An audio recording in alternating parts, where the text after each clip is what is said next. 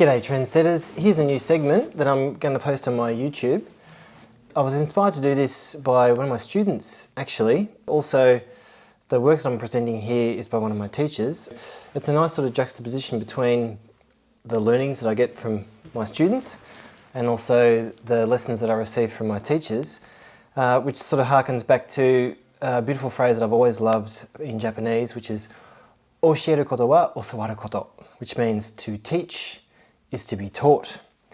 What I'd like to do is present some work that I'm doing for my School of Tea, the Ueda Sokoryu, some translation work, but not in its entirety, of course, because that stays in my tea school, but just bringing out the learnings that I get through the translated work and presented here with some additional feedback and some thoughts coming to my mind when I'm talking about the material. The material comes from Fukuma Soshin. We know him in Ueda Sokoryu as Fukuma Shihan. He's the second highest level under the Grand Master, and recently he was awarded the Shindaisu Soden, which in the tea world means as high as you can go. So his level in terms of the qualifications is basically the same level as the Grand Master, except he doesn't have the bloodline. So Fukuma Shihan is the guy. Here he is receiving his Shindaisu award from our Grand Master. This is in our school magazine. And the material that I'm translating is for the English edition of our school magazine, and it's his article that he writes in every month. He's been doing so since 2016, there it is there. And here is the first article. It's called Nichijou Sahanji, which is an idiom in Japanese, which means like an everyday thing, an everyday happening, bread and butter. And I've translated it to everyday tea and rice. So Nichijou is everyday, Sa is tea, Han is rice, and Ji or koto is thing. Bread and butter, everyday happening, everyday tea and rice. Fukuma Shihan is one of my great teachers in life, and Fukuma Shihan is very big on trying to do tea as like an everyday thing, which comes out in his writing. He wants to get people doing tea, so taking the grand example of a chaji, which is a full-length tea gathering, and simplifying it down so it's something that's manageable for people to do and share between friends as a way of hosting a night with your friends, or a part of hospitality. You might have a Sunday dinner or something and have people over and sort of run it in the way that a chaji is run. Of course, edited down heavily, but with that spirit. Big bare heart, this guy. He's a big people person. He wants to get many people doing tea, even if in simplified forms. And he loves his art and he loves his food.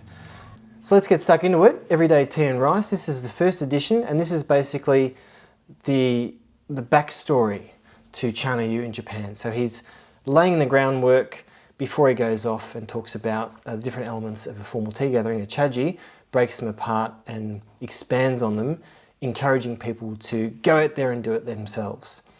And this is very well linked to my whole translation project in itself, because my Grand Master, when I was starting to go off and do things a little bit risky, he would say, "That's very well and good, Adam, go for it, see what the boundaries are, but when you try something, make sure that it's based on something very solid and get your solid ground from the old manuscripts. So get your confidence after researching and going deep into the old manuscripts to see what the tradition is, where it comes from, and then interpret on top of that in the modern day." So Fukuma Shihan is also a big exponent of that sentiment. And I guess people that practice the Ueda Sokoryu, thanks to our Grand Master leading by example, sort of follow those ideas. So the first excerpt I'm going to read is in his introduction.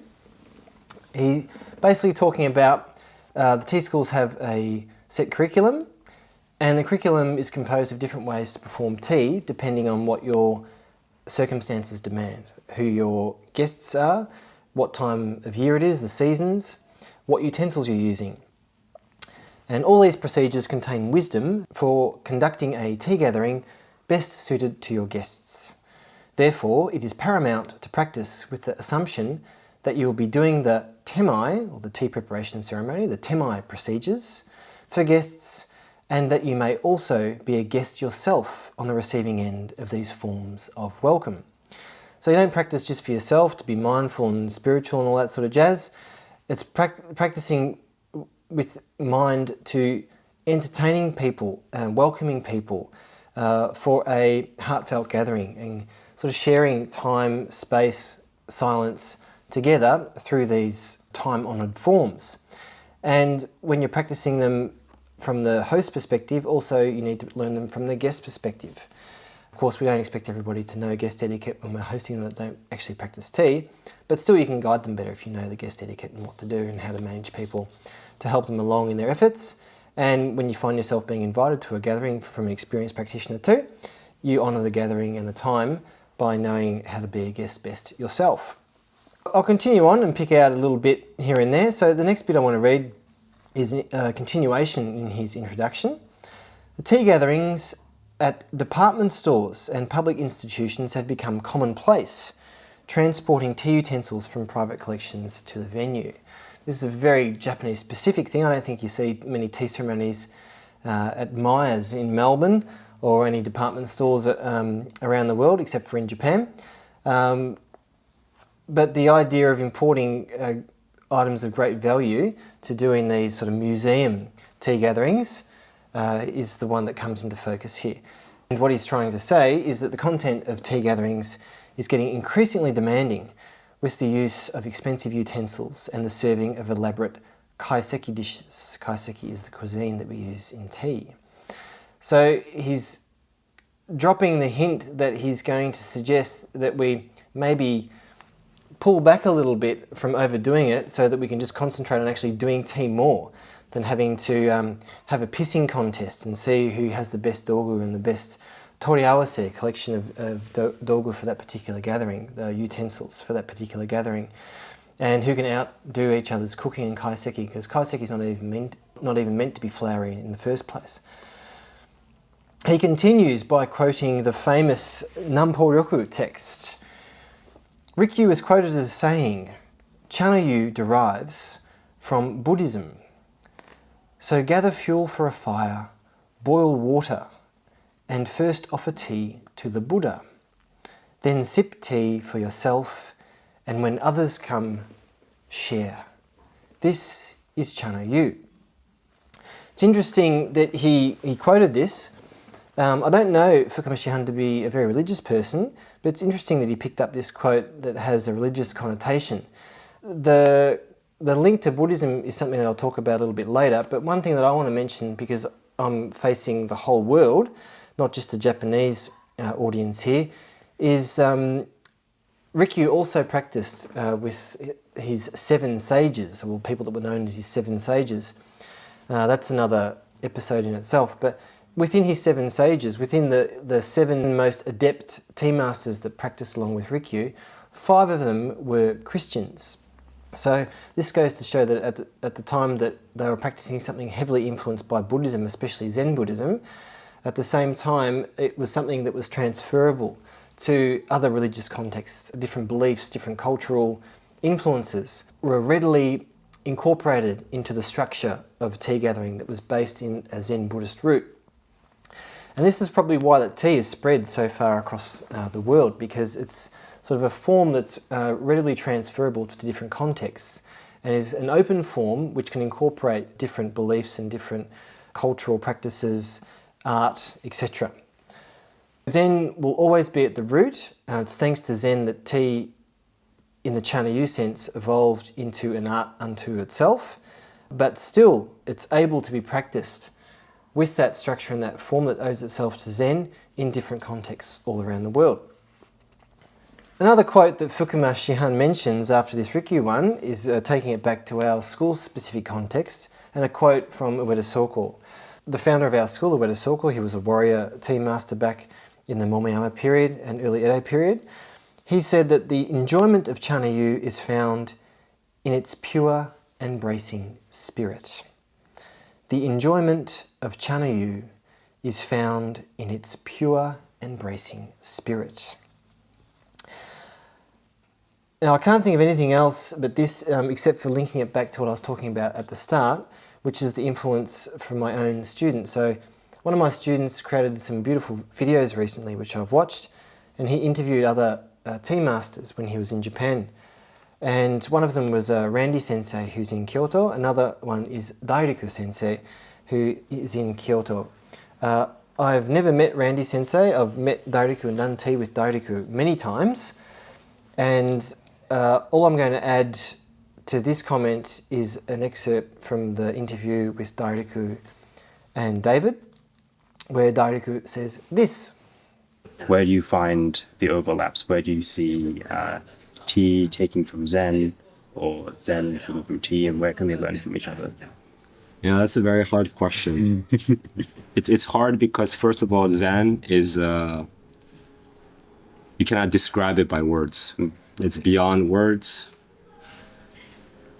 And tea is also about this feeling. It's a shared experience, so you have to be there. But I think Zen and tea is similar in that it helps you see reality with true eyes, if I can say, beyond judgment, beyond pre-assumptions. My teacher would say, winter is cold, summer is hot. And Zen also states the obvious. And I think tea also just tries to state the obvious. And I think that's where they overlap. Yeah. So I don't want to unpack that too much. I want those abstract thoughts, or very concrete but yet abstract thoughts, to sort of swim around in your mind, and you can make your own connection back to Sorkel's quote. But just to say that everyday occurrences, or the obvious, conveys this pure embracing spirit thanks to the miracle that it is, or they are. So, in other words, there's a lot going for having a no bullshit attitude. So to leverage all this philosophy that he's laying down, Fukuma Shihan continues. As we advance, as we explore the way of tea together through these articles, I'd like us all to think about tea gatherings and inviting guests for tea as an everyday occurrence. Our everyday tea and rice. Then Fukuma Shihan continues to actually talk about tea itself, the plant, which is a very healthy thing to do because most China Yu people skip over tea. It becomes very secondary in their practice, but he's bringing it to the forefront of his practice already by making it the first subtitle of his article here. I'll summarise it just to say that he alludes to the fact that the chemical constitution of tea, i.e. lots of caffeine, lots of L-theanine, is the perfect thing that couches the influence of culture that was swinging around in Japan at the time. So these Zen ideas, the philosophy that was the backbone of Zen aesthetics, found its form, found a natural home in this beverage. The caffeine stimulates you and the L-theanine relaxes you. So there's a counterbalance of stimulation and relaxation that gives a calm, sustained concentration for a long period of time. And so when you're pursuing deeper meaning in life, of course, the beverage of tea in its chemical constitution is very fitting to the art that grew up around it. This makes me think about how tea is being consumed these days, well not tea, but matcha consumed these days in the matcha boom, with lots of different condiments like sugar and different milks and syrups and all that sort of crap. People really drink it just as tea and water. If you can strip it back just to that, I think that you can find the effects, and when you allow the simplicity of just tea and water to mix and you consume that beverage, it naturally creates a feeling all through your body and spirit that's conducive to pursuing art and philosophy and deeper meaning in your life. So with all the stuff that you see on TikTok and Instagram and all that, people making tea and mixing it with all these different things, there's zero talk about the philosophy behind matcha.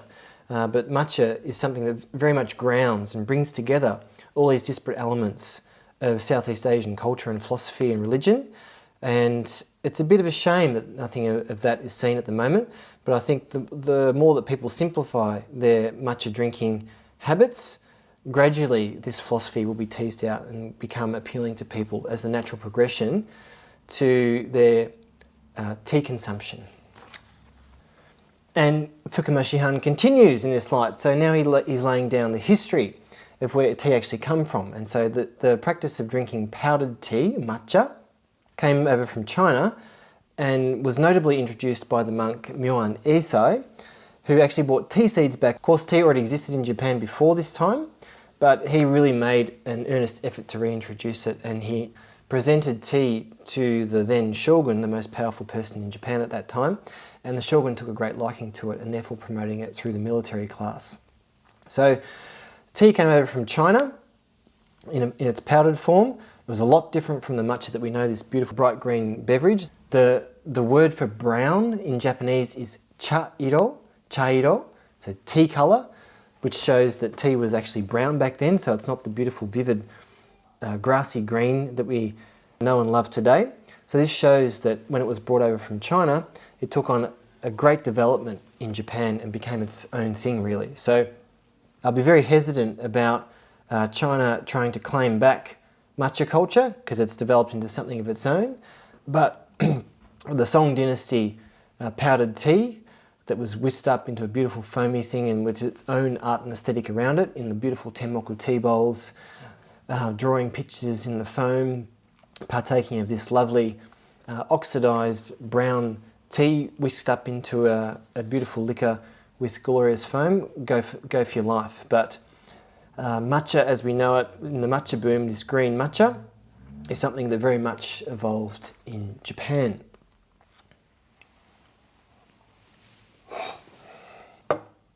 The forms for appreciating matcha, powdered tea, were initially things called torcha tea gatherings, which is basically guessing games. These also came over from the continent.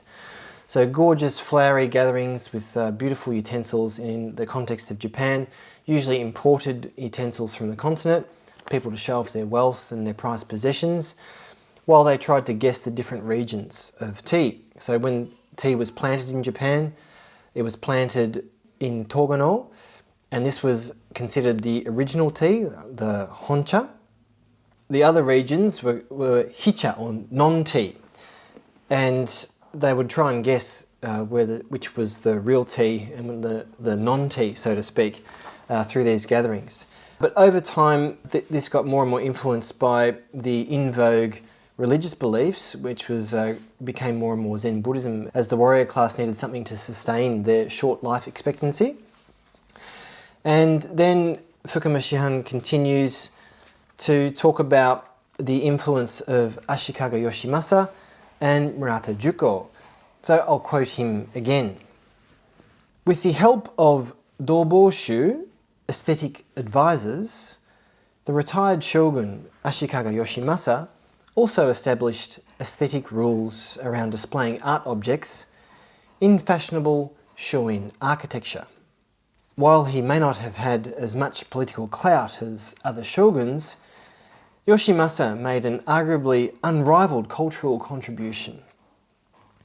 Yoshimasa was introduced to Murata Juko, who lived between 1423 and 1502, through his Doboshu advisors. Juko was a monk from Shomyoji Temple in Nara who practiced Zen under Ikkyu Sojun. And many people watching this may be familiar with the monk Ikkyu for his famous antics, debauchery and the iconoclastic way that he lived, even though he was the #1 head monk in all of Japan. He was the head abbot at Daitokuji, the head temple of Rinzai Zen to the north of Kyoto. I'll add something here. Ikkyu gave the koan kisako to Juko for him to meditate upon. Apparently that is how Juko came to his great awakening. The kisako koan goes like this. So this famous monk back in the day in China named Joshu, and he got great reputation and many monks started to come to his temple to participate in his teachings and to learn from him and study in his presence. When a new monk would arrive at the temple, Joshu would ask them, "Have you been here before?" The monk would either answer yes or no. And so on this particular day, let's say the monk said, "Yes." Joshu then replied, "Ah, I see. Cup of tea then?" And the next day, another monk would arrive at the temple. "Joshu would like to practice under you." "Yes, great, no worries. But have you been here before?" And on this day, the monk replied, "No." And Joshu responded, "Ah, I see. Cup of tea then?" And one of the head chefs in the temple heard this going on for some time, and he just couldn't wrap his head around why Joshu, no matter whether the monks replied yes or no, he would always answer in the same way, "Cup of tea then?" And he went to Joshu one day and said, "Joshu, master, why do you always respond with the same phrase, irrespective of whether the monks reply yes or no?" And Joshu screamed at the head chef, "Chef!" And startled, taken aback, he said, "Yes!" And Joshu replied, "Cup of tea then?" And there's something in this quote that's deeply relevant to the way that we practice tea and the space that it takes you to a place of, as Dairiku said, no pre-assumptions and no judgment. And this is the space that we like to practice Chanayu. Fukuma Shihan continues.